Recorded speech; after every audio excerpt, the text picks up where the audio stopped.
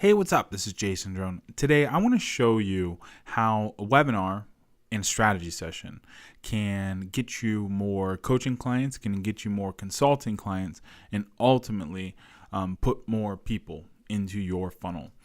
And the whole thing is really about engineering a process, engineering a sales funnel that leads people from just becoming aware of you, from just getting familiar with you, from just finding out about you, all the way through an educational process that ends with them signing up to get on the phone with you, to have a strategy session or to have a consulting call or to have some interaction with you that is designed to ultimately sell them into a program, a video course, a mastermind, a workshop, whatever.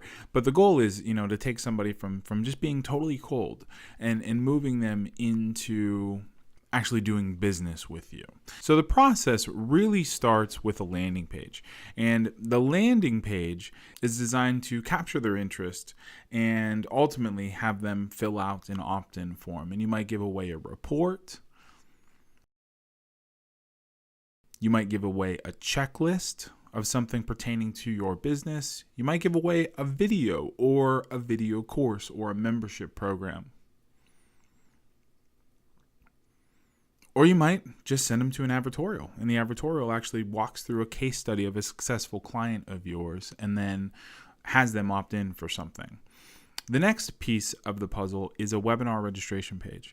So the webinar registration page does just what it describes. I mean, it converts them into a webinar of some sort, and that webinar then delivers content, delivers value, delivers education, and it transitions into a pitch. So after somebody actually buys, then it's up to you to fulfill the program. So fulfill the course, fulfill the mastermind, actually give them what they paid for. But there's a lot of steps in between. Now, from a traffic side, Facebook is one of the best places that you can go to get early testing traffic. It's cheap enough that you can test out a process really well and figure out exactly who your customers are. Then you have your email list, and this would be your internal email list, the list that you've been building for weeks or months or years. If this is a brand new offer, then they will welcome it. If it's an offer that you have, but you're just putting a new front end on, then you can mail the prospects, the people who haven't bought it yet. And it works as a new offer for them, because they obviously didn't take action on anything you pitched previously. The third source, and we consider it and we roll it out immediately, is retargeting. So using software like AdRoll or Facebook retargeting and working through the process. And in all of those, they funnel right into the landing page. And then, of course, you have solo ads, which are where you just pay somebody for an email blast. They mail it out to their list, and then all that goes right to the landing page. Now, one of the tricks to this whole thing is we don't just promote the landing page. We actually split test the webinar registration page too. So webinar registration leads have gotten very expensive on Facebook because everybody's doing webinars. So oftentimes what we'll find is when we promote a landing page first, then we can get the leads still reasonable. It's still a reasonable cost for getting a new email list. When we promote the webinar registration page, the lead cost ends up going through the roof. So what we do is we promote the landing page first. We give them a download or a report or a checklist or whatever. And then we invite them to the webinar. And we find that the webinar people, the folks who actually sign up for the webinar, they're more engaged. They attend. They actually stay for the whole thing because they already know kind of, what it is you're about and that you're going to deliver value and content and all that other stuff. So we'll split test both the landing page and the webinar registration page at the same time, and whichever one wins, winning being lead cost and engagement, then whichever one wins, then that will be the standard that we drive all the traffic to. So all of them, the solo ads, the retargeting ads, the email traffic, the Facebook traffic, they all will also get sent to the webinar registration page. And really from split test standpoint, it's just setting up two variations, of the page and then split testing what's from there.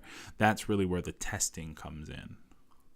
Now, of course, there's a lot of email copy that needs to be written in order to make this whole thing work. So from your report, your lead magnet page, you're going to have emails that promote the webinar registration page. So those would be webinar promo emails. And it might be 3 emails, it might be 4 emails, but those are going to go out until somebody signs up for the webinar. And then between the webinar and the pitch, we have more emails. So if somebody signs up for the webinar, but they don't take action on the webinar itself, so they don't actually do the thing that we want them to do, then we need to drive them back into whatever that call to action is. So if it's a strategy session sign up so that they ultimately get the pitch, if it's an add to cart button, then the webinar replay sequence is going to be what we use there. Now, in looking down the stream a little bit and figuring out, okay, so if somebody goes through the webinar process, somebody goes through the strategy session process, and they either do or don't do anything, then what do we want them to do next? So after they go through the webinar, which is a pretty intensive pitch, I mean, it's 11 or 12 days long, so after they go through that, then we need to restore some goodwill. We need to bond with them a little bit. So we send them a bonding sequence, and the bonding sequence is 3 emails, designed to kind of move them around our website, move them through the social properties so that they can get a better idea of what we do. So we create the pages for the bonding sequence. Then we do a video, and the video promotes the strategy session sign up. And then we do another video that promotes the strategy session sign up. Now, both of these videos are really built around the idea of objections. So why didn't somebody sign up for a strategy session? And each video might detail one. They don't have to be really long videos, 3 minutes, 5 minutes, something like that. But they should be designed to either get somebody to sign up for a strategy session or to move them into a product that is similar. Maybe it's a video course, maybe it's a membership or something like that. And then from there, they go into they either get mailed additional products, additional services, affiliate offers, whatever. But so far, what you see on your screen ends up being about a 30-day process when it's carried out the way it should be. So to fill in the gaps with the email, so from the webinar registration itself, we have 3 emails promoting the bonding sequence. So those are the bonding sequence emails. Then we have 3 emails promoting the first VSL, or the first objection handling video. That's your product sales sequence inside Scriptly.